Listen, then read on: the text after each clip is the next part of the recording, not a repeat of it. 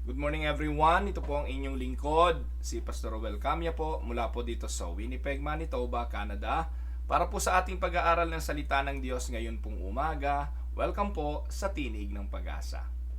Mga minamahal na mga kapatid, ipagpapatuloy po natin ang ating pong pag-aaral sa ating pong topic na Pastoral Ministry. At kahapon po tinalakay natin yung Pastoral Responsibility. Hindi po natin to natapos kahapon, ipagpapatuloy po natin. Nasa part 2 na po tayo ng Pastoral Responsibilities. Marahil iniisip nyo, hindi naman para sa akin yung mensaheng yan, no po?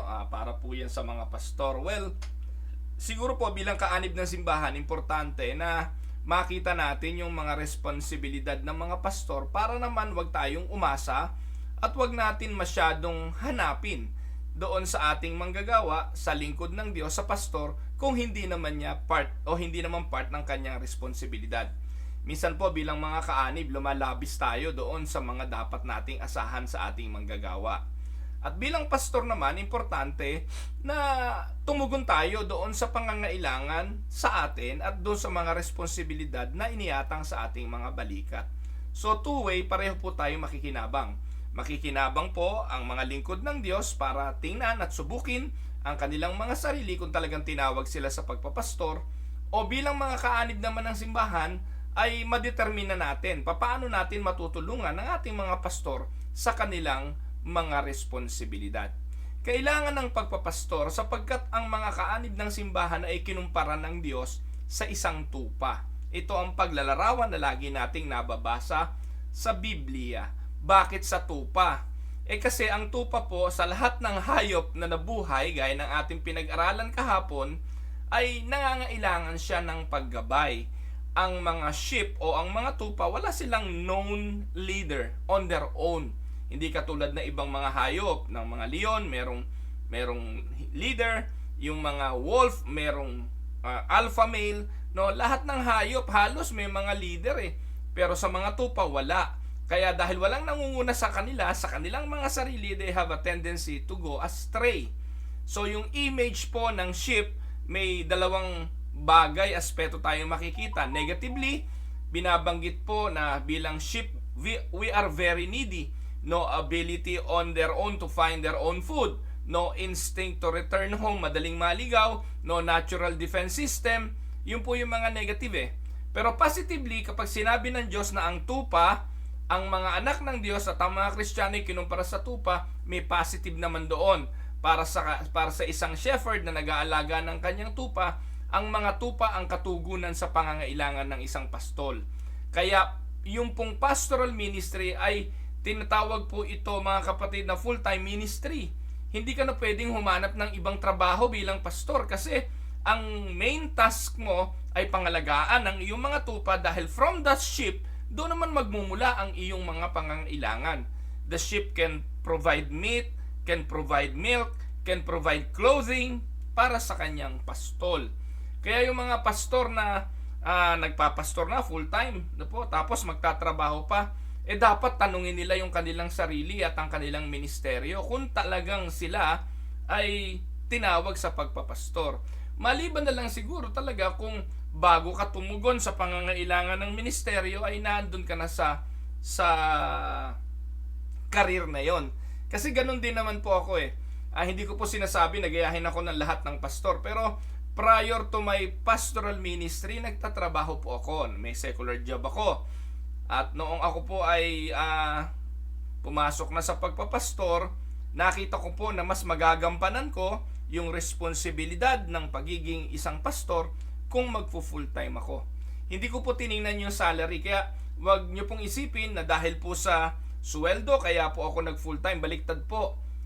Hindi po dahil sa sweldo, kasi noon pong ako'y nag-full time sa ministeryo, noong pong mga year 1998, kung hindi ako nagkakamali, noong mga panahon na yon, ang sweldo ko po sa simbahan na aking pinaglilingkuran, wala pa hong 8,000 piso.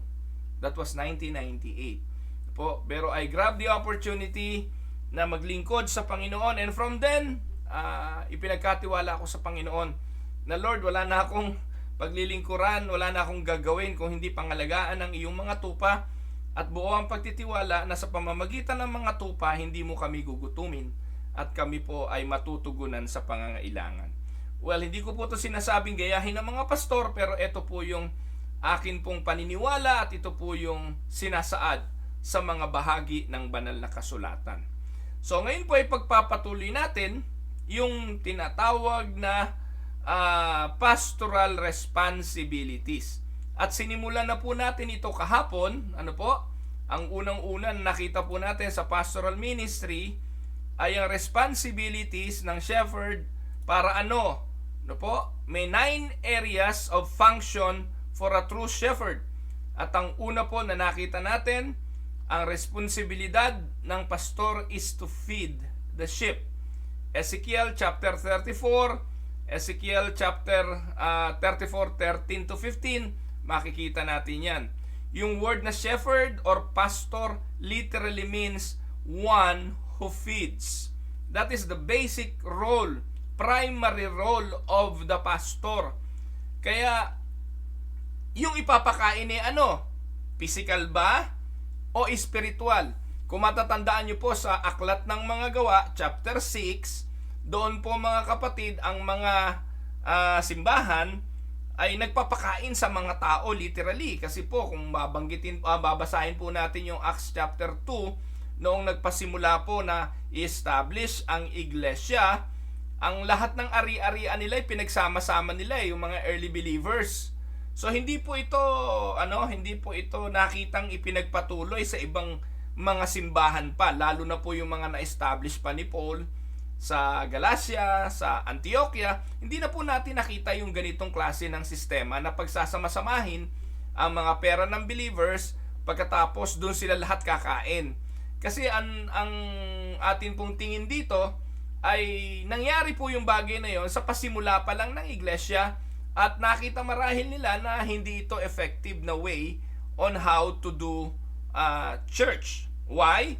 Kasi po sa Acts chapter 2, sama-sama nga po yung kanilang mga pera. May mga nanloloko naman po ng mga Kristiyano, hindi sinasama talaga yung kanilang totoong pera. At makikita natin dyan si Ananias at si Sapphira, isa sa example. Ano nangyari? No, dahil po doon sila ay namatay. At noong pinagsasama-sama yung kanilang mga ari-arian at doon sila lahat kumakain, pagdating ng Acts chapter 6, nagkaroon na sila ng problema. Merong mga kumakain, merong hindi nakakakain, merong nauuna, merong nahuhuli. Alam nyo, para rin yan sa buffet, di ba? Pag may handaan, kung sino yung nauna, syempre, siya yung makakakuha ng lahat ng putahe. Pero yung mga nasa hulihan, nagpahuli, wala na minsang nadadali. Kasi yung iba naman nasa harapan, di na iniisip kung may matitira pa dun sa huli. Kasi nga, buffet. Ganon din yan, ganon na nangyari. Kaya, kung may nangyayaring ganon sa simbahan at sa mga kainan, hindi na to bago, luma na to. Kasi sa Acts chapter 6, ganon ang sitwasyon. Ngayon, dahil sa problema ng kainan, literal na kainan, ang sabi ng mga tao, ng mga leaders, nagpunta sila ngayon, nagreklamo sila sa mga alagad. Sabi nila, merong hindi kumakain, merong hindi nakakakain, merong yung mga Hellenista, yung mga mistisang Hudyo, kulelat sila sa kainan, kawawa naman sila. Ano sabi ng mga alagad? Huwag nyo kaming abalahin dyan. Hindi namin trabaho yan. Or rather, the primary role of a shepherd, the primary role of the leader of the church, ay pangangaral ng salita ng Diyos at pananalangin. Kaya ang sabi ng mga alagad, sige, magtalaga kayo ng mga diakono. Kaya sa simbahan, nagkaroon ng mga diakono. Ang trabaho ng mga diakono, pangunahan yung mga panahon ng kainan. Kaya yung mga kainan, may handaan, Christmas party, at kung ano-ano man, trabaho yan ng mga diakono. Yan sila magsipagtrabaho dyan. Hindi mo na trabaho, pastor. Ikaw pa magluto, maghanda ng mga kung ano-anong yan. Let the deacons do the thing. At ikaw bilang pastor, ang iyong paghandaan ay ang mensahe ng salita ng Diyos. That is your role, feeding the sheep. Na po? So, feeding involves rightly dividing the word. That is the important role of the minister. Sabi ni Pablo kay Timoteo, be diligent to present yourself approved to God, a worker who does not need to be ashamed, rightly dividing the word of truth. It is critical that those who would be pastors become familiar with the Bible. No? Maging familiar sa pangangaral. Lagi ko po sinasabi rito, no, minsan excuse na lang ng mga tamad na pastor ang sabihing napakahirap gumawa ng sermon. Ubod ng hirap gumawa ng sermon. Isang buong linggo para makabuo ng sermon. Kung gano'n ang excuse ng isang pastor, tatanggapin ko po yun kung bago ka pa lang nagpapastor. Pwede po yun para sa isang pastor na kasisimula pa lang sa ministeryo. Pero ang totoo, mga kapatid, sa seminaryo pa lang, inuutusan ka at tinuturuan ka na maging buhay mo ang pag-aaral at pangangaral ng Ebanghelyo.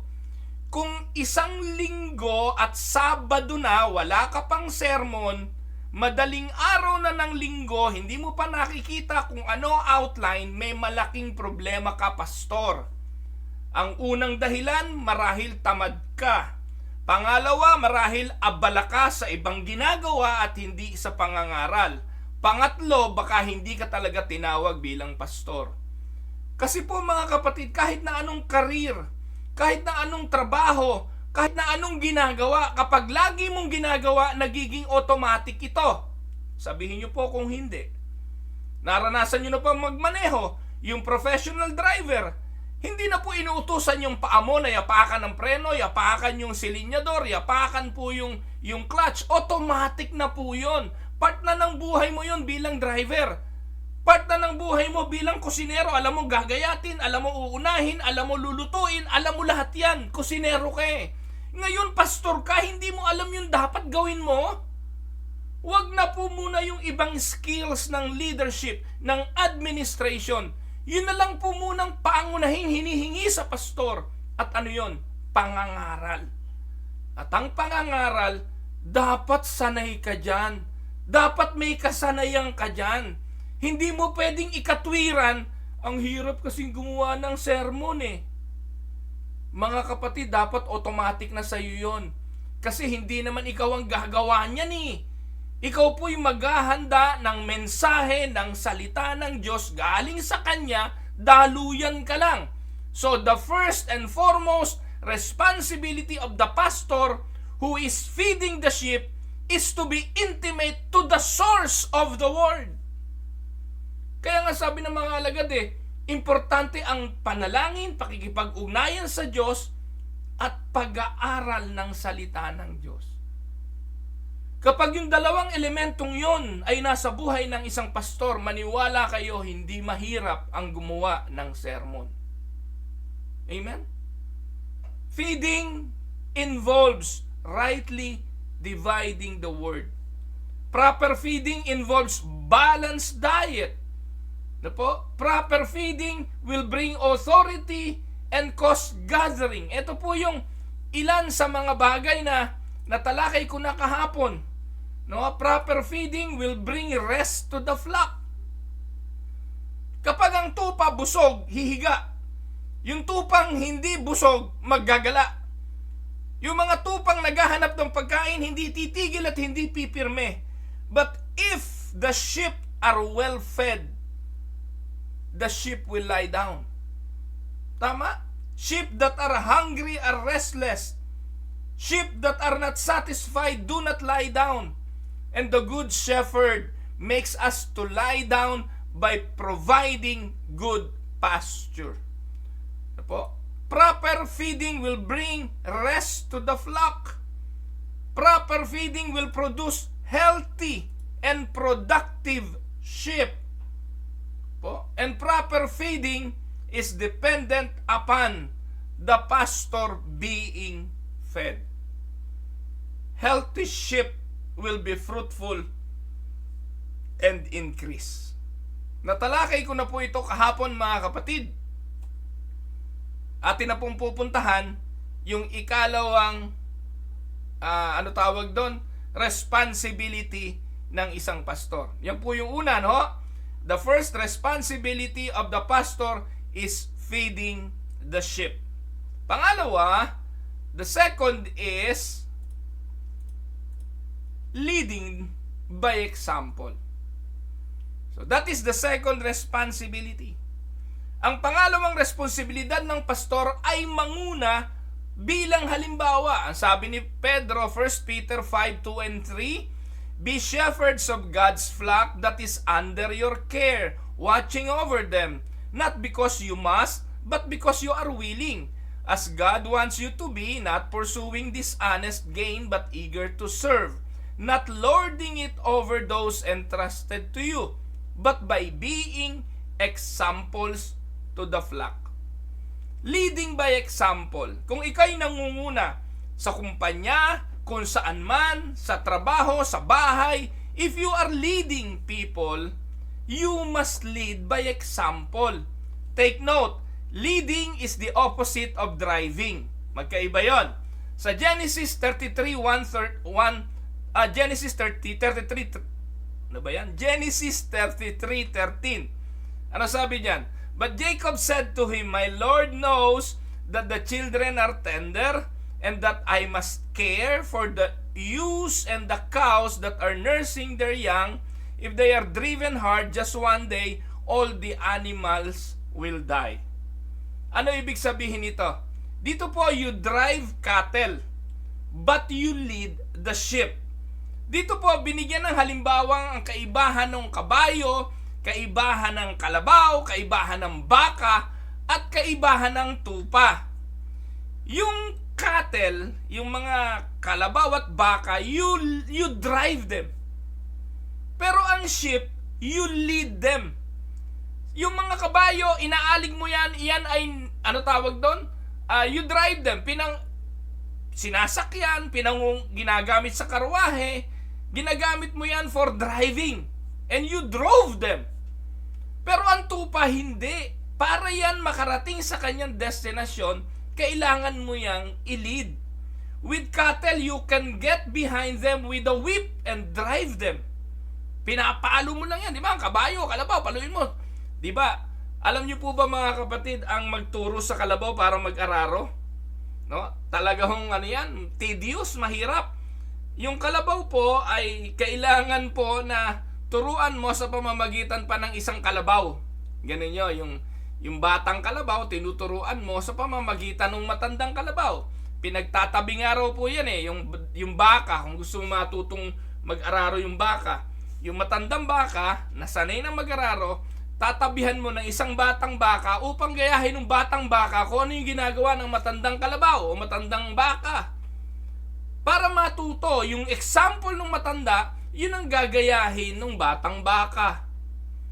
So yun po yung tinatawag na leading. At sa tupa, habang panahon na ganun. With cattle, you can get behind them with a whip and drive them. With the sheep, you must go the way before them and bid them to come after you. That is leading. Leading is the opposite of driving. Alam niyo mga kapatid, kahit gaano ka kagaling, kung ikaw ang utos na lang ng utos, yung mga inuutusan mo napapagod din. At minsan, kapag mag-uutos ka, ipakita mo paano gagawin. That is leading. Ipakita mo kung paano gagawin through your example.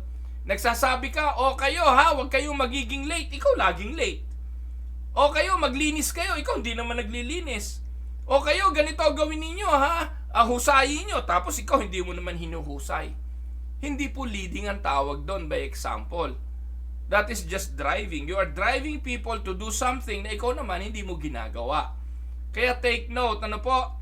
Leading by example is one of the function of a true shepherd. Po, sasabihin mo sa mga miyembro, mag-pray kayo, hindi ka naman mapanalanginin. Mag-devotion kayo, hindi ka naman nagbabasa ng Bible. At mag-fasting kayo, tapos ikaw, hindi ka naman nagfa-fasting. Lead by example. At ito, malupit niyan. Sasabihin nyo sa mga miyembro, magbigay kayo na magbigay kayo ng ikapo. Pastor, ikaw, nag-iikapo ka ba? Sasabihin mo sa mga miyembro, magbigay kayo. Siksik, liglig, umaapaw. Kayo ba? Ikaw ba, pastor, nagbibigay? So you must lead by example. So leading involves providing an example that people can follow. Philippians 3:17, yun po ang sabi ng Panginoon. Ano po? Brethren, sabi ni Pablo, Join in following my example. Si Pablo yan. And note those who walk as you have asked for a pattern. Sabi ni Pablo, kung anong ginagawa ko, paano ako lumalakad, sundan nyo. Pangatlo, leading involves going the way before the people. That is leading. Ikaw ang mauuna bago yung mga pinangungunahan. John 10:4, ano sabi? And when he brings out his own sheep, he goes before them, and the sheep follow him, for they know his voice. Bakit ba nagaganyan yung PowerPoint ko? No? Pag pinindot ko yung verse, pati yung second point, lumalabas na. Well, anyway, pasensyahan nyo na po. Ano po? Ang sabi dyan, leading involves going the way before the people. Number 4, leading involves demonstrating your faith before the sheep. Yun po yung proseso ng mentoring eh. Hindi po ba? Pag ikaw ay leader, anong gagawin mo? Yung ginagawa mo, ipapakita mo doon sa tinuturuan mo. Halimbawa, halika, gagawin ko to, panoorin mo. That is the process of teaching. That is the process of leading. Gagawin mo, ide-demonstrate mo habang pinapanood ka. And then the next step is gawin nating parehas. Let us do it together. Habang ginagawa ko, tulungan mo ko, gagawin ko, dalawa na tayo. And then susunod na step doon, o ikaw na ang gumawa, panonoorin kita kasi na-demonstrate ko na sa'yo. Ngayon, ikaw naman ang gagawa. At habang ginagawa niya ito, pinapanood mo. Pero ang last phase ng leading ay siya na ang gagawa samantalang meron na siyang tinuturuan para gumawa nung ginagawa niya. Para merong cycle. Yung bagay na alam ko, naipasa ko sa iyo. Yung bagay na alam mo, ipapasa mo rin sa iba. Yan ang essence ng 2 Timothy chapter 2 verse 2. Nang sinabi ni Pablo kay Timoteo, ang mga bagay na narinig mo sa akin, sa harapan ng maraming mga saksi, ay ipagkatiwala mo rin naman sa mga taong may kakayahan na magturo sa iba. So leading involves demonstrating your faith before the people, before the sheep. Amen? Kaya ikaw bilang pastor, lead by example. Ngayon, ang kapasidad, gaya ng binanggit ko kanina, ang kapasidad ng simbahan, the capacity of the church, revolve around the capacity of its pastor. Ang kapasidad, ang dunong, ang teolohiya, ang doktrina ng isang simbahan nakasalalay sa teolohiya, doktrina, kapasidad sa leadership, administration at kausayan ng kanyang pastor. Walang iba. Paano po gagaling ang simbahan ng higit kesa sa kanyang pastor? Hindi mangyayari yon. Kung ano yung kapasidad lang ng pastor, yun ang kapasidad ng simbahan. Sapagkat kung ano yung nangunguna, sino ang nangunguna, ito lang yung magiging basihan ng mga pinangungunahan. Amen po ba mga kapatid? So, ano pa?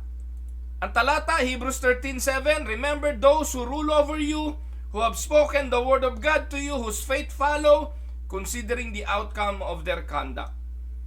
And panlima, leading involves watching or maintaining a good report or testimony inside and outside of the church. Leading involves maintaining a good report or a good testimony. Ibig sabihin, bilang pastor, hindi ka lang magandang example sa loob ng church. Magandang example ka rin sa loob ng bahay. Magandang example ka rin sa tindahan. Magandang example ka rin sa harapan ng manibela sa pagmamaneho. Magandang example ka sa lahat ng aspeto ng testimonya ng iyong buhay. Daming pastor, di makabasag ng pinggan pag nasa loob ng simbahan.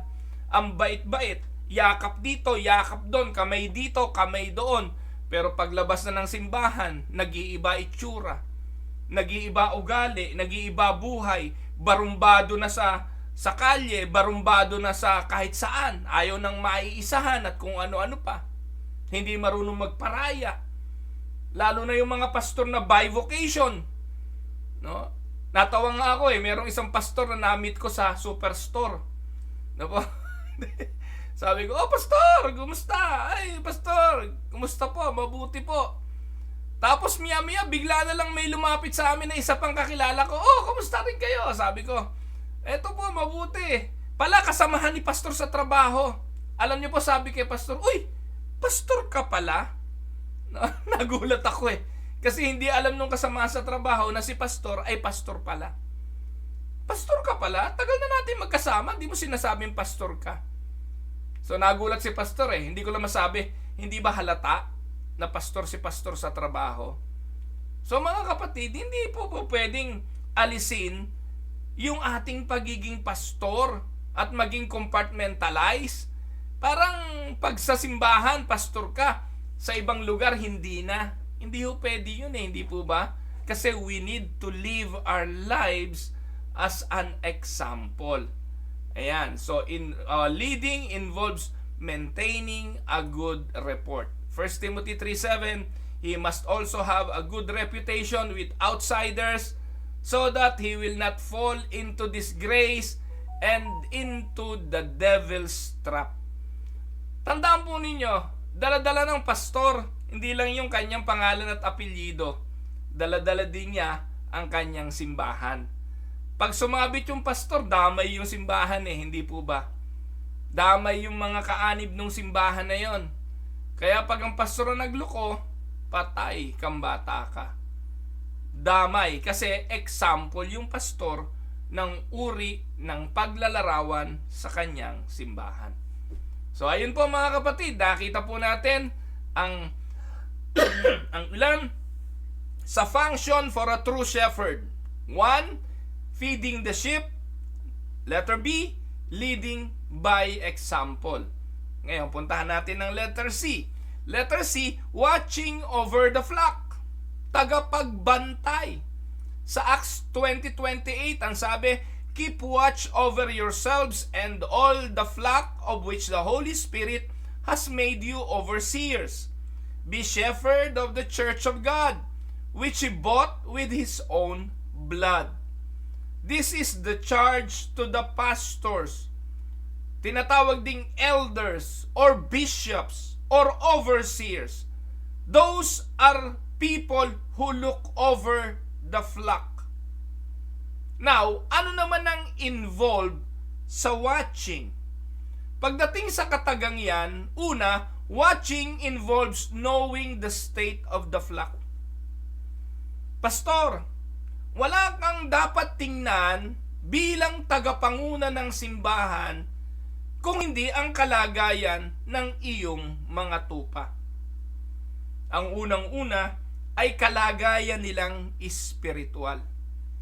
Well, pagdating sa mga bagay na personal, minsan huwag mo nang pakialaman yan pag hindi sila nagsasabi. Yung mga bagay na material, minsan huwag mo na rin pakialaman kasi wala ka namang pantugon dyan. Ang importante and primary role mo bilang pastor, pakialaman ang kanilang buhay espiritual. Paano? Kailangan ba na kapag may ginagawa silang kasalanan, pahintulutan mo na lang? Huwag mo na lang silang sawayin katulad ng ginagawa ng maraming mga pastor ngayon? Iniiwasan na sitahin ang mga ginagawang kasalanan ng kanyang mga miyembro, hindi pagbabantay ang tawag doon. Pangungunsinti yun. At kapag gano'n na ginagawa mo, pastor, ipinapahamak mo hindi lang yung mga tupang nagkakasala, kundi maging yung iba kasi pamamarisan ito. So ano ang sabi? Anong dapat? Proverbs chapter 27 verse 23, be sure you know the condition of your flock. Gives careful attention to your herds. Sa New Testament at sa Old Testament, sinasabi po dyan ang kahalagahan ng pagbabantay ng pastor. The Greek word watch, ang ibig pong sabihin yan is to hold on. To hold on, to turn one's attention, to give heed to. Sa English, the word watch, ang ibig sabihin niyan to look, to observe attentively, or carefully, or to keep attention. Ano po? Yan po ang ibig sabihin niyan. Maging tagapagbantay. The shepherd had to get good at sleeping with one eye open and the other eye are sleeping. When you are a pastor, it is your business to watch. Amen?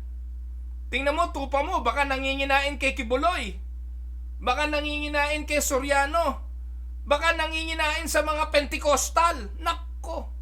Lalo kay Ed Lapis. Lulong na lulong kay Ed Lapis. Unti-unti, para yang hinihila sa kapahamakan. Ngayon, ang mga pastor, walang pakialam Ang concern lang ng mga pastor, yung kanyang sweldo, pagdadating ng sweldo. Ang concern lang ng pastor, yung kanyang bulsa, yung kanyang sikmura. Hindi po ako may sabi nun. May sabi po nun ay ang banal na kasulatan. Pangalawa, watching involves judging the saints. Ano po ang sabi ng 1 Corinthians? Ano po? Even though I am not physically present, I am with you in the spirit, and I have already passed judgment on the one who did this, just as if I were present. 1 Corinthians 5:3. Sabi ni Pablo dyan, kahit wala ako dyan, kahit sa espiritu lang ako kasama nyo, I already passed judgment sa mga mapanggawa ng masama. The word watch in the Greek means to hold, to turn, ano po? Attention, and to give heed. And this means we need to be involved. Ano po? Pangatlo, watching means inspecting the sheep and being aware of their needs. Ayan, importante yan. This means being ready for action. This means getting involved in negatives. And this means warning people of impending danger and wolves. Yan po ang hamon. Watching involves inspecting the sheep. Next, watching involve, ano po? Ano pa sabi? Pang-apat, feeding the sheep, leading by example, watching over the flock, and letter D, reaching out and delivering the need. Ayan. So, pag-abot, ministeryo to, responsibility ito, function ito ng isang pastor. To reach out and deliver the needs of the sheep. Sabi po ng Psalms 23 verse 1, ano sabi doon? You are my shepherd. I will never be in need. The Lord is my shepherd, I shall not want, sa ibang translation. The Lord is my shepherd, I have everything I need, sa New Living Translation. So, ang trabaho ng pastor is to reach out and deliver the need of the sheep. Tandaan po ninyo, God sent pastors to meet the needs of His people. Jeremiah 23, 1-4. Anong sabi po sa talata? Pinakikita na ang pastor pwedeng tumugon sa physical needs ng kanyang mga tupa. This include things like health, food, clothing, and shelter. Kaya tinitingnan din ng simbahan kung sino talaga yung indigent. Tinitingnan din ng simbahan kung sino na yung sumasala sa oras. Tinitingnan din ng simbahan kung ano yung mga miyembro na talagang walang kakayahan at tinutugunan ito dapat ng simbahan. Meron dapat pondo para sa mga mahihirap na kaanib o sa mga kaanib na talagang walang kakayahan. Tumutugon din dapat ang pastor saan? Sa emotional needs ng mga tupa. And this may include counseling in areas of addiction, personal stability, grief, and stress-related issues. Ngayon, may limitasyon ang kapasidad ng pastor sa mga bagay na yan. At tandaan mo, pastor, hindi lahat nakukuha sa exorcism, sa pagpapalayas ng demonyo, at hindi lahat nakukuha sa name it, claim it na ginagawa ninyo. Pagdating sa addiction, consult the professional. Dalahin sa mga rehabilitation. Hindi po ikaw magikero na kapag addict, papatungan mo lang ng kamay, hindi na magiging addict. No, ganun po ang approach kasi ng mga pastor sa mga emotional needs ng miyembro Tatapikin lang sa balikat, okay ka na. Mapagtatagumpayan mo na yan. Hindi ka dapat nade-depress. Ipagpe-pray, pagkatapos papatungan ng kamay, okay na, no. Tandaan po ninyo, pagdating sa mga emotional needs ng miyembro, we can only give counsel, we can only help them minimal on the area and capacity of the pastor. Para hindi mapahamak, kung kailangan kumonsulta sa professional, dalahin ninyo sa professional. So, yun po ang tulong. Ngayon, kung walang pambayad, ikaw pastor, gumawa ng paraan, makahanap ng pambayad para matulungan ang kapatid na ito sa kanyang emotional needs. Ngayon, pagdating sa finances, yes, this include provision of finances, katulad ng employment, ng future planning. No? Minsan nga po, ang pastor kailangan maging financial planner ka rin. Pero again, gaya ng binanggit ko, kung wala ka namang masyadong kapasidad para sa bagay na ito, ipagkatiwala mo sa iba. Humingi ka ng tulong sa mga professional sa loob ng simbahan na knowledgeable sa mga financial aspect ng buhay. Halimbawa, alam nyo, totoo, ito po yung totoo. Akala ho ng mga miyembro, lahat alam ni pastor Tatanungin ka, paano pagbili ng bahay, pagbili ng kotse, ano yung ganito, ano yung ganon. Lahat halos ikukonsulta. At ikaw naman pastor, huwag magdunong-dunungan. Umamin na, pasensya na kapatid, hindi ako masyadong maalam dyan. No, dito nga ho sa Canada, pati immigration consultant No, akala alam ni pastor lahat Pati yung mga issues sa immigration, IRCC, no, very limited lang po yung knowledge ko in regard sa mga bagay na yan. Kaya sinasabi ko sa kanila, consult the professional. Ngayon, pag dumating po talaga at walang-wala, nangangailangan at meron naman tayong pantugon sa awa at biyaya ng Diyos, nakakatulong po tayo doon. Napakahirap pong kalaban ng iyong konsensya. Nasasabihin mong wala pero meron ka naman. Pero minsan naman, naaabuso din ng pastor. Ang akala, ang pastor, bawat kalabit parang ATM, pwedeng maglabas ng pera. Pero huwag niyo pong kakalimutan, napakadami rin pong pinagpaparti-parti natin ang mga itutulong natin sa iba dahil ang pastor, limitado rin naman ang resources. Wala naman po kaming ibang pinanggagalingan maliban doon sa tinatanggap din namin sa simbahan na most of the time sapat lang din sa aming pangangailangan. Kaya nakakatulong man kami, very limited po iyon. Hindi po lagi sa lahat ng pagkakataon may resources ang pastor para itulong sa pangangailangang finansyal. Letter D, itong marami dapat si pastor, yung pagtugon sa spiritual needs. And this includes personal growth, maturity, family success and relationships between God and man. So yan letter D, marami niya si pastor. Kaya dapat busog ang mga miyembro sa pangangailangang espiritual dahil dapat yan ang pangunahin na taglay-taglay mong pwedeng ibigay. So God sent pastors to meet those needs of the people. Pangalawa, pastors are not to wait until the people come. Ayan. So minsan, matuto tayong makiramdam bilang mga pastor.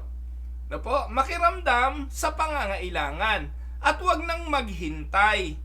Sabi po ng Ezekiel chapter 34, the weak you have not strengthened, nor have you healed those who were sick, nor bound up the broken, nor brought back what was driven away, nor sought what was lost, but with force and cruelty you have ruled them.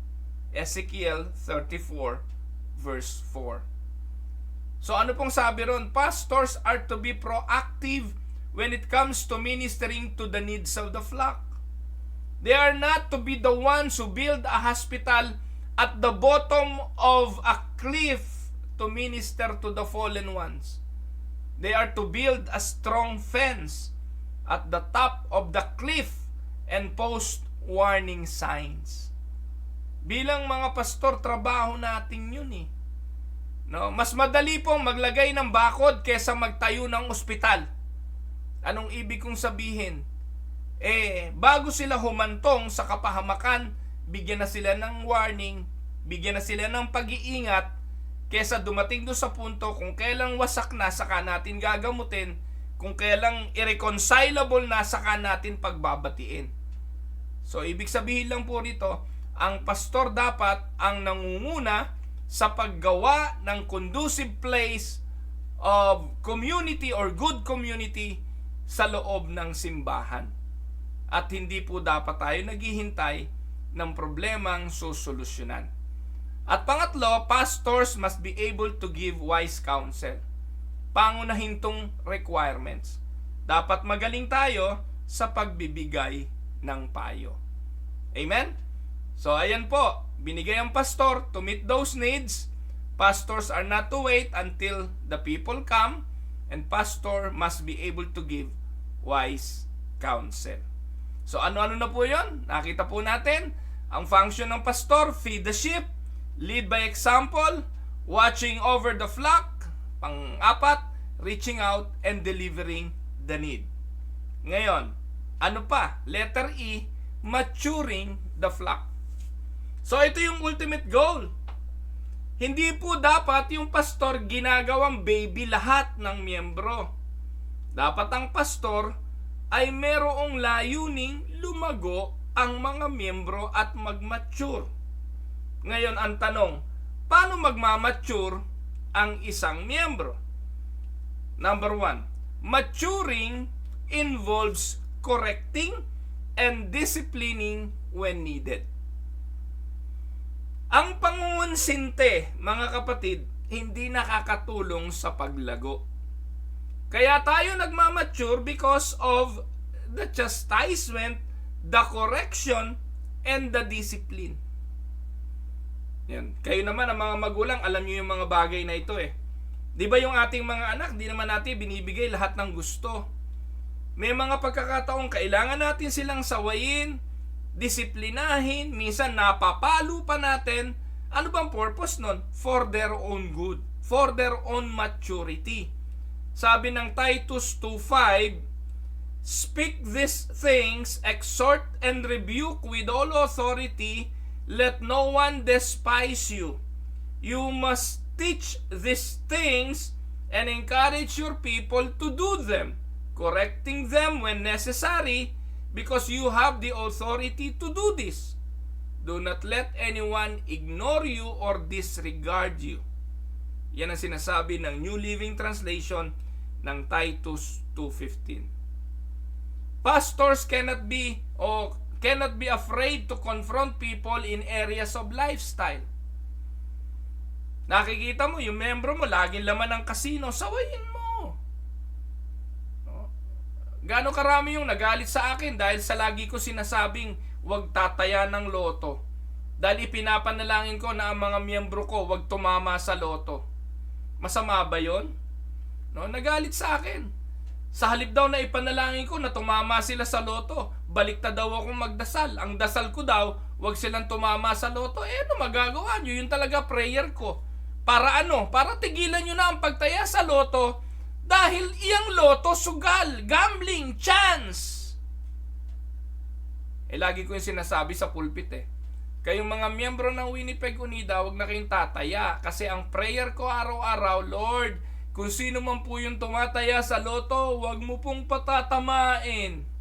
Aba, nagpiyukan yung mga tumataya.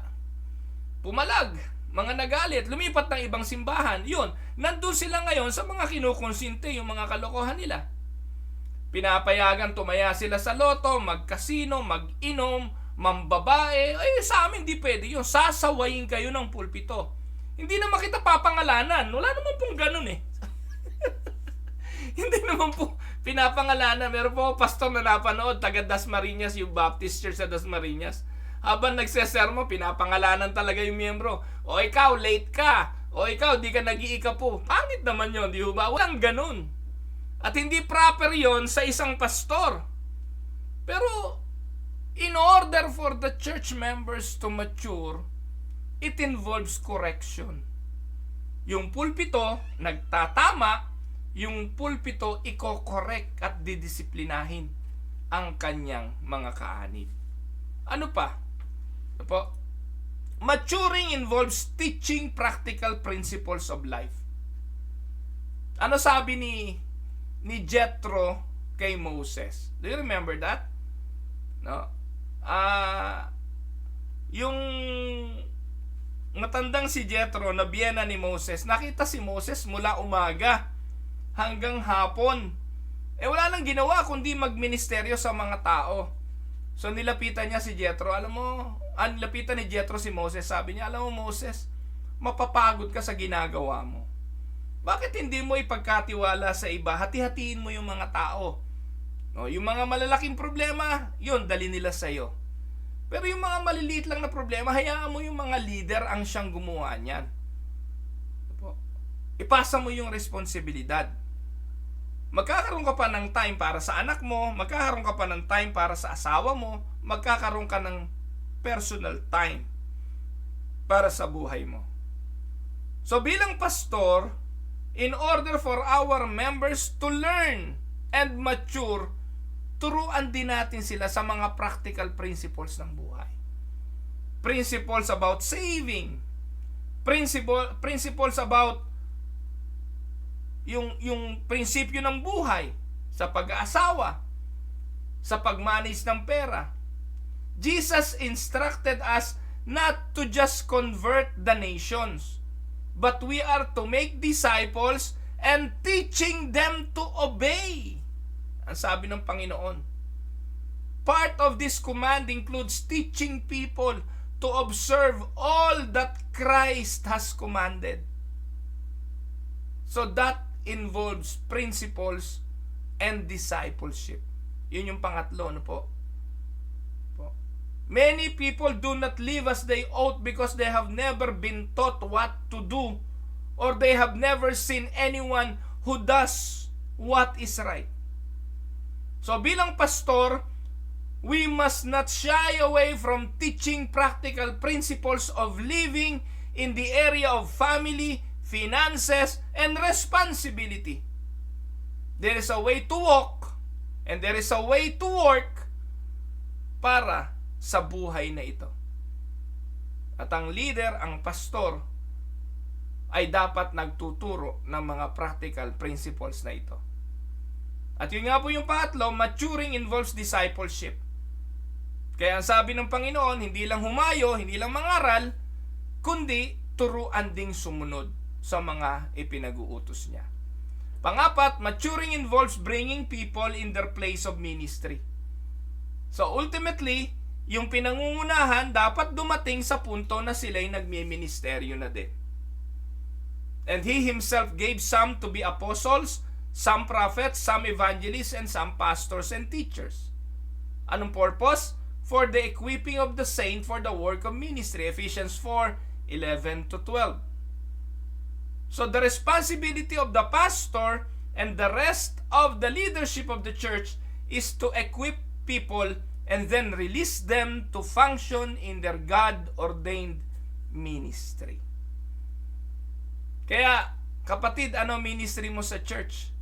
Pag hindi ka nadadala ng pastor mo doon sa aspeto na ikaw ay dapat mag-minister, may malaking problema ka. Noong linggo, may isang kapatid na lumapit sa akin, Pastor, pasensya na po kayo.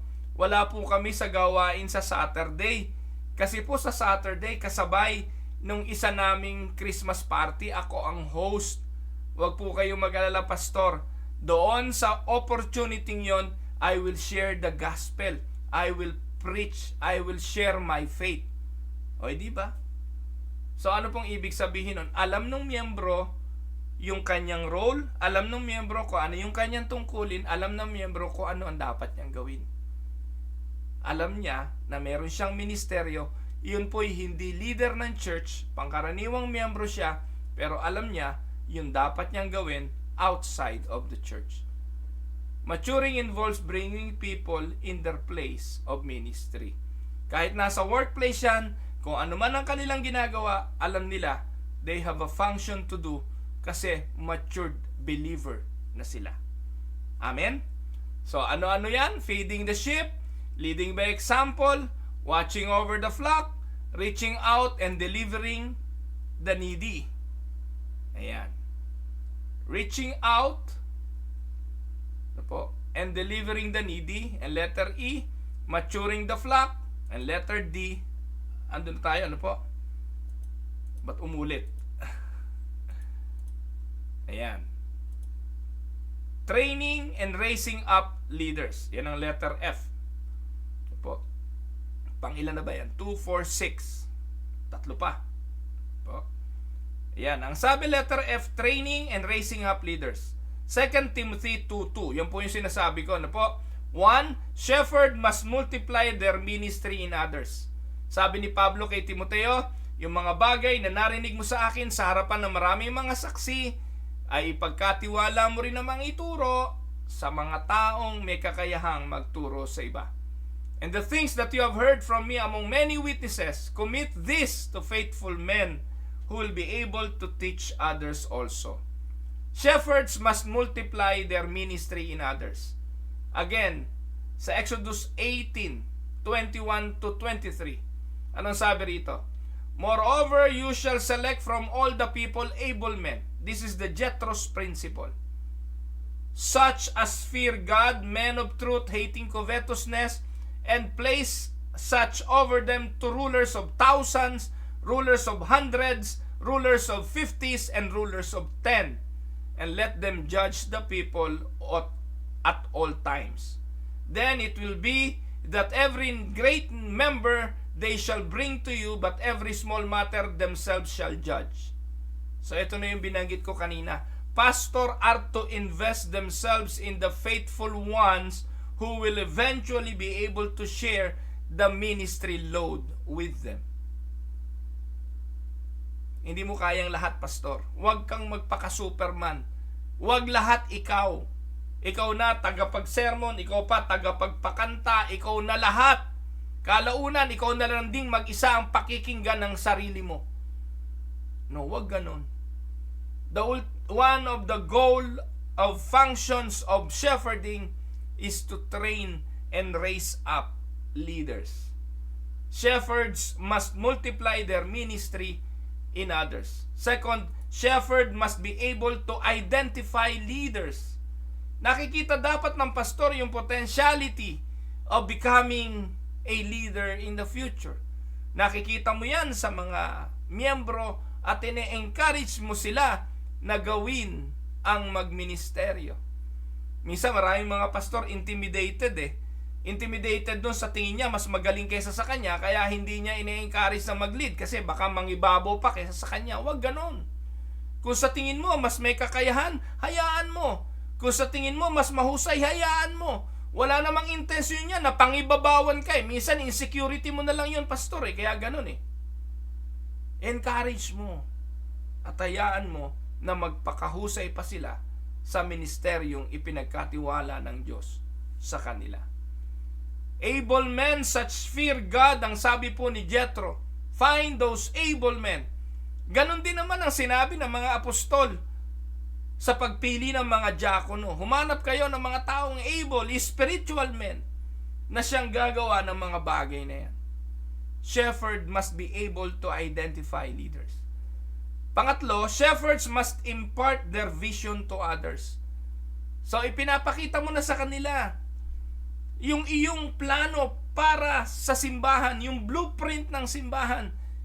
Dahil biglang nawala ka, ano gagawin ng mga miyembro? Ano gagawin ng mga leaders? Anong kanilang tatahakin? Kailangan may continuity ang gawain at ipinapasa ito dapat ng pastor. Ini-impart dapat ito ng pastor. Philippians 2:20, ano sabi? For I have no one like-minded who will sincerely care for your state. So ano ibig sabihin? Pastors need like-minded leaders who will naturally give the same care that they would give in the same circumstances. Po? Pastors need a context where they can impart their vision, their philosophy of ministry, and judgment to potential leaders. Pangapat, shepherds must be able to release others. Kailangan natin na matutong mag-impart ng authority sa iba at hayaan natin sila na gawin ito. Kung magkamali man sila, let them learn from that mistakes. Minsan po mga kapatid, kaya yung mga ibang tao ay ayaw manguna sa takot na magkamali. Ipaunawa mo sa mga pinangungunahan mo na okay lang magkamali, sapagkat ikaw naman produkto rin ng mga kamalian na iyong naitama. Ang importante, meron kang matututunan sa kamalian. Amen? You will never have a strong team kung hindi mo hahayaan at isusugo ang mga miyembro na ito to do the work. Yan. Ano pa? Letter F na yan, training and raising up leaders. Punta tayo sa letter G. Letter G, protecting the sheep. This is one role of a shepherd. Kailangan tayong maging watchman. Sa Ezekiel 33:6 ang sabi, but if the watchman sees the sword coming and does not blow the trumpet, the people are not warned.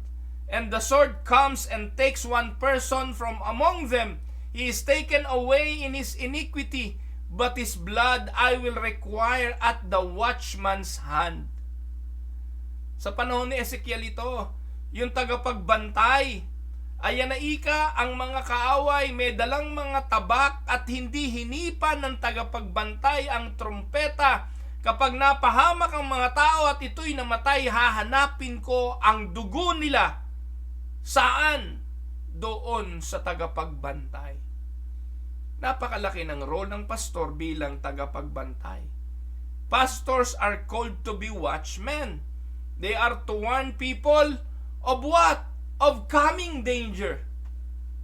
Of coming danger. Ngayon ang tanong, ano ba yung mga danger na pwedeng dumating ngayon sa buhay ng mga tupa? Una, this involves withstanding those who pervert the gospel.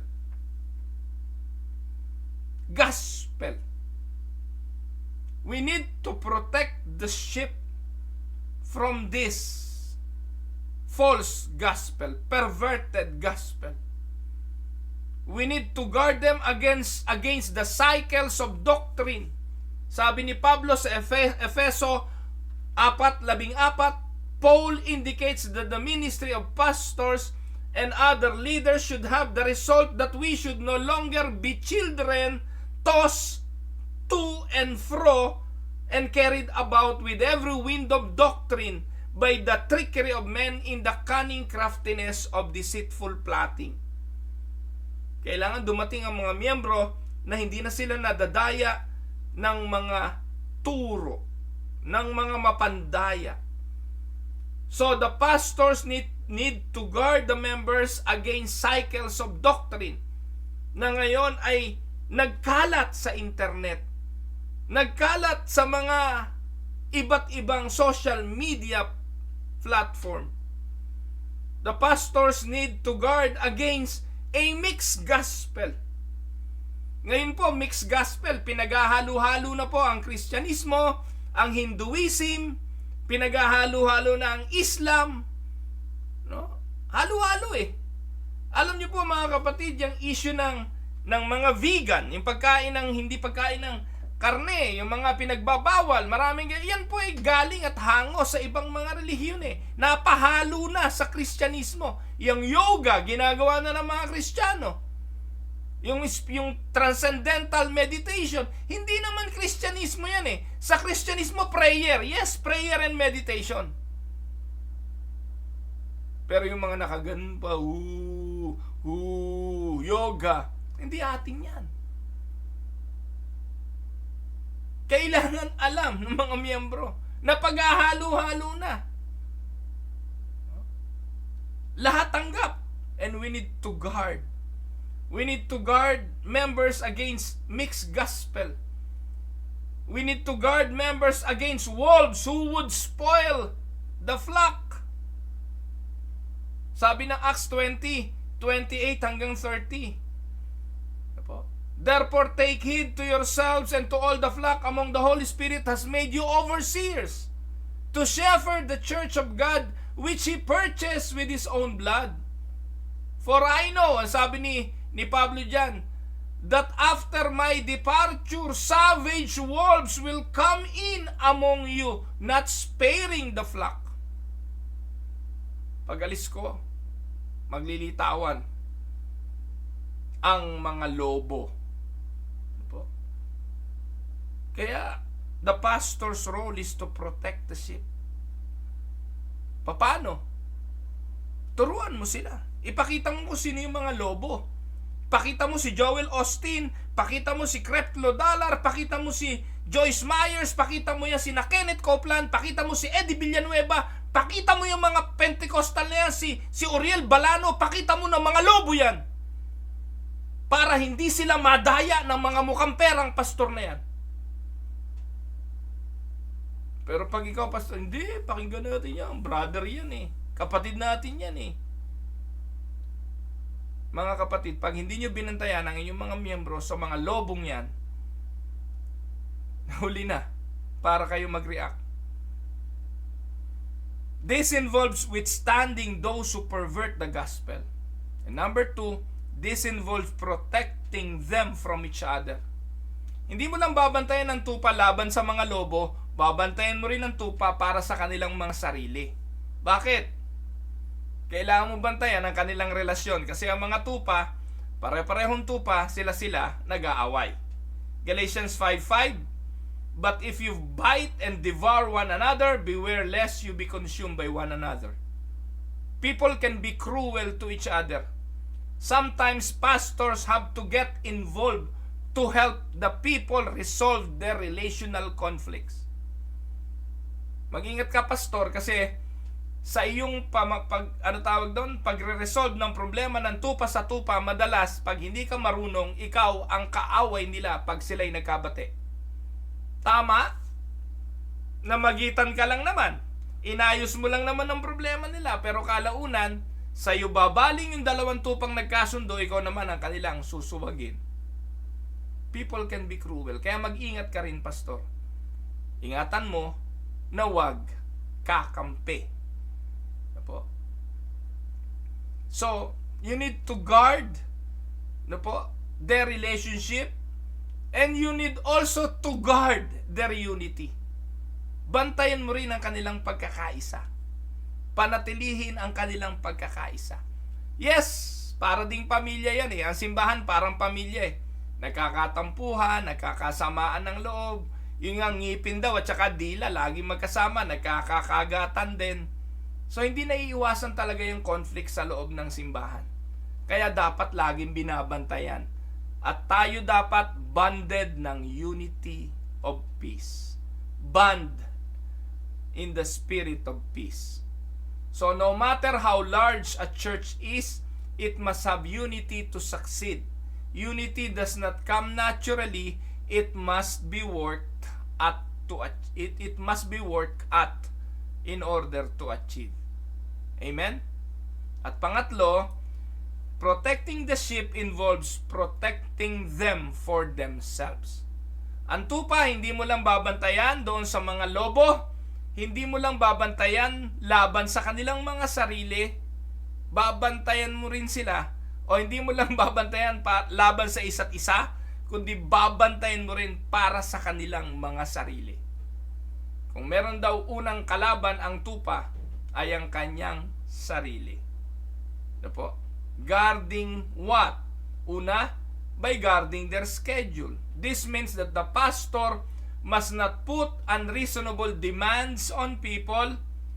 Kailangan pong matuto ang mga tupa na bantayan ang kanilang mga attitude, ang kanilang mga karakter, bantayan ang kanilang mga prioridad, turuan sila na hanapin muna ang kaharian ng Diyos at ang kanyang katwiran, at ang lahat ng bagay ay idadagdag sa kanila. teaching them the right priorities. No? Sa pamamagitan ng ganon, mapoprotektahan mo, pastor, ang iyong mga tupa. 2, 4, 6, 7. Pangwalo. Letter H. Keeping pure. Function of a true shepherd is to keep the member pure. Yan ang sinasabi sa Acts 20:28. Binasa ko na yan kanina. Therefore, take heed to yourself and to all the flock among which the Holy Spirit has made you overseers. So the first job or responsibility of the pastor is him or herself. Kung babaeng pastora. Pero wala naman tayong babaeng pastora, ang unang responsibilidad ng pastor ay ang kanyang sarili. How to keep himself pure. The second, how to keep his family pure. Dalawa, to keep yourself personally pure and to keep your family secondly as pure. Kasi yun ang sikreto ng tagumpay ng pastor eh. Una, kapag ang iyong sarili ay morally pure. Gusto mo bang sumunod sa isang pastor na may kabit? Gusto mo bang sumunod sa isang pastor na sinungaling? Gusto mo bang sumunod sa isang pastor na mukhang pera? Gusto mo bang sumunod sa isang pastor na korap? Hindi. Gusto mo ang pastor mo morally pure. Ano sabi ng 1 Timothy 5:22? Do not lay hands on anyone hastily, nor share in other people's sins. Keep yourself pure. 1 Timothy 5:22. Kaya, ang pastor dapat morally pure. Second, financially pure. Naalala ko kagabi sa Bible study namin, meron kaming napagkwentuhang isang bishop. Ang sabi nung isang kapatid, yan talagang bishop na yan, hindi yan nakialam sa pera. Hindi yan humipo ng pera. Hindi siya nakikialam sa finances ng simbahan.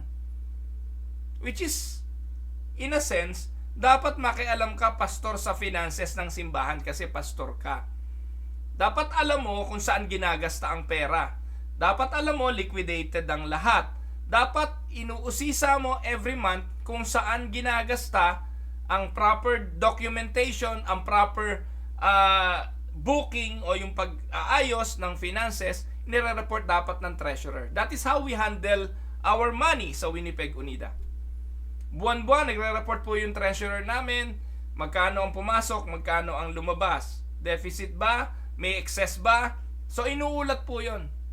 Pero if there is one thing na hindi ko pinapakialaman bilang pastor, hindi ko pinapakialaman kung magkano isusweldo sa akin. In fact, last week, year-end na po, tapos na yung aming planning, ipinasa namin yung budget sa aming council meeting last Sunday. Pero alam niyo po ba, pag ang pag-uusapan na sweldo ng pastor, lumalabas po ako, iniiwanan ko po yan sa mga leaders ng church. Bahala kayo kung magkanong i-approve ninyong budget. Hindi na po dinidiscuss yun sa akin, pastor, sa taong ito meron kayong increase. Pastor, eto pong increase kasi ganito po kayo, ganito. Hindi, walang discussion na ganun. Walang bargaining ang pastor. Di ba sa mga kumpanya merong CBA, Collective Bargaining Agreement. Pastor, kailangan ikaw ay merong ganitong Bible study, may ganito, eto sweldo mo. May package, di ba? Hindi ko pa naranasan yun na umupo sa isang simbahan, diktahan ng mga leaders ng church, eto dapat gawin mo, eto sweldo mo. Ngayon, pag ikaw ay ganito, nagawa mo to at i-increasean ka ganito. Wala pong ganun.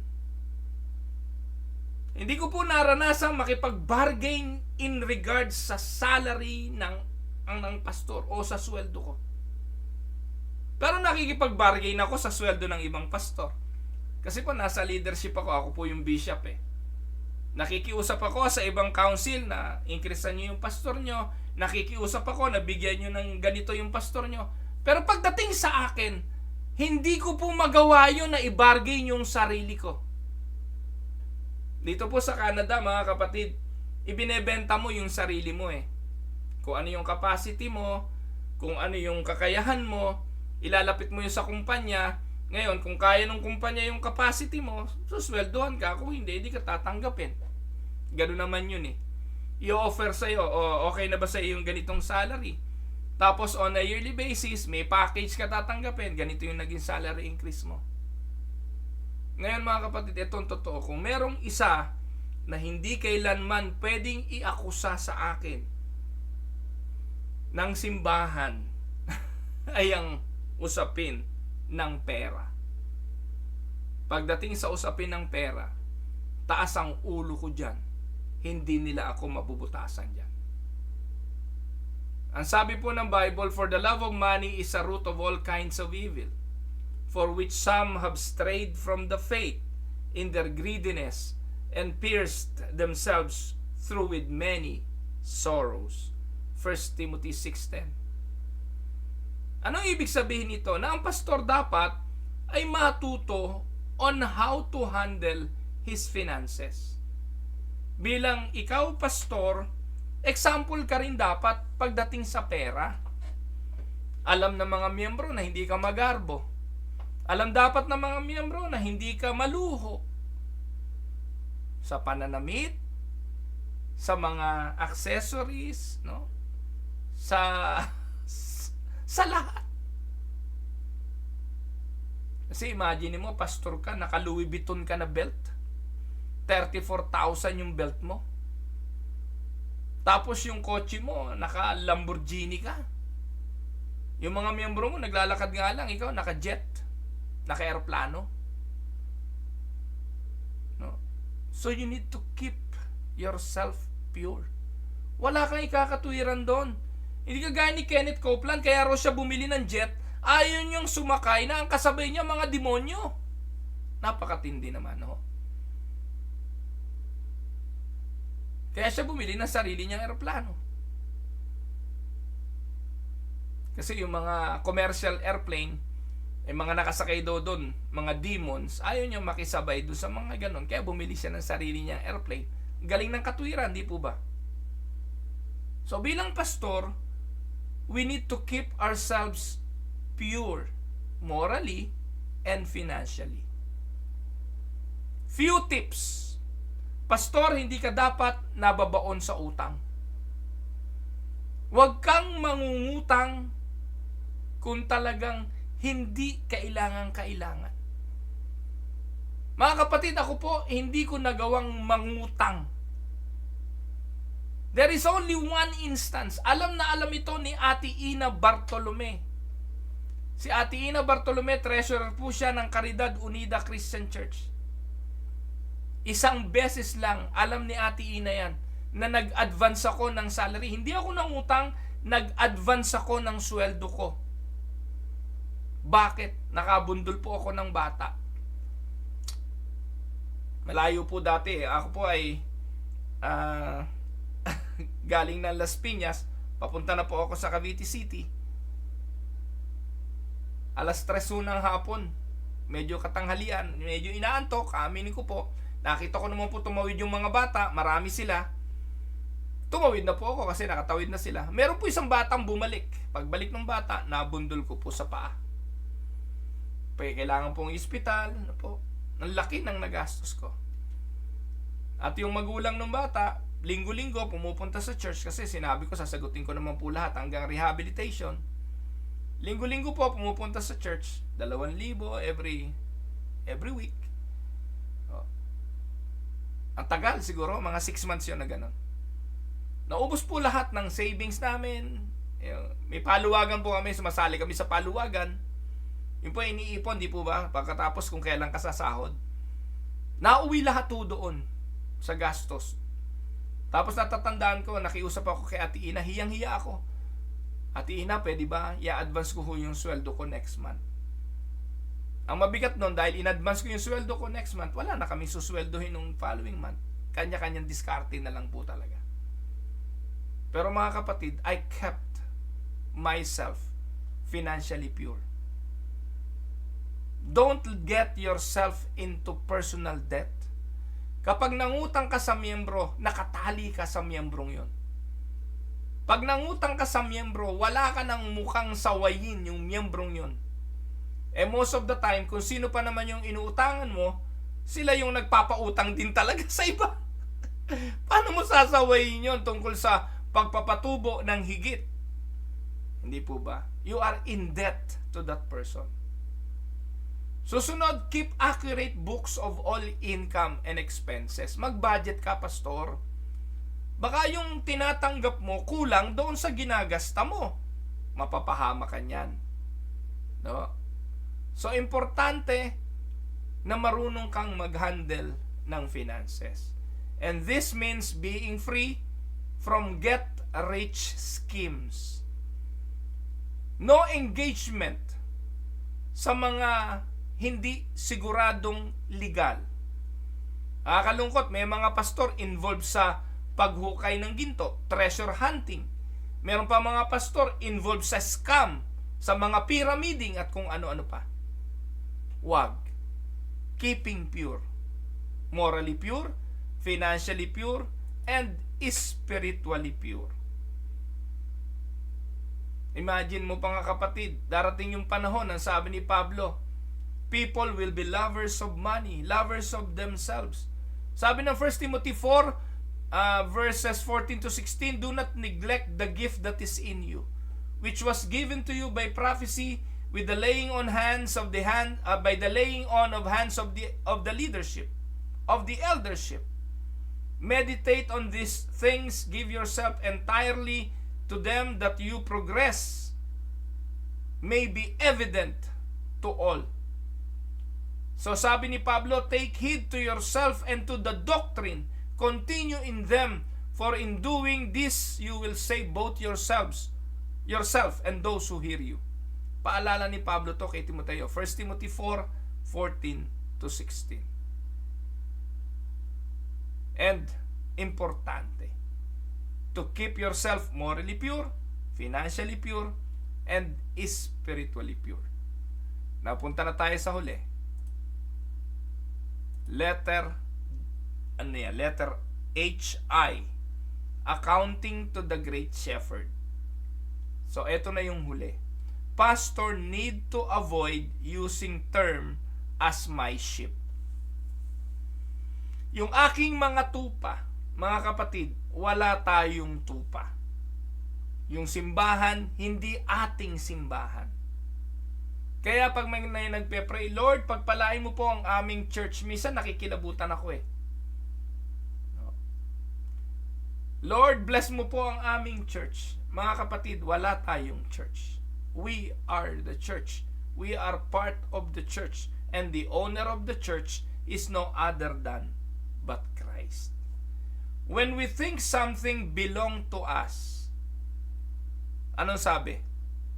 We can feel that we can do whatever we want with it. Kasi atin eh. All of the sheep are God's sheep.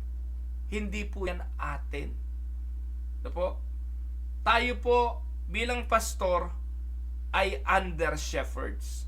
God has put some of His sheep into our hands. And He will ultimately ask for an accounting of our stewardship. Tama? Darating yung panahon, pastor, haharap ka sa punong pastor, sa pinunong pastor, at ikaw ay magsusulit. Accounting to the great shepherd is a must. Haharap tayo sa kanya bilang mga pastor, at sa kanya tayo magsusulit. Makaligtas ka man sa mapanuring paningin ng tao, makaligtas ka man sa mapanuring auditor ng simbahan, makaligtas ka naman sa council, hindi ka makakaligtas sa mabuting pastor. Siya ang huhukom, doon tayo magsusulit. Ang tanong, nagampanan ba natin ang mga responsibilidad natin bilang mga pastor. And that is the pastoral responsibility.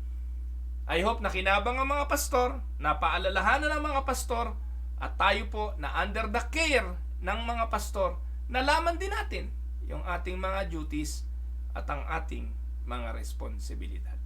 Ito po ang inyong lingkod, si Pastor Ruel, para po sa Tinig ng Pag-asa. Magandang araw po sa inyong lahat.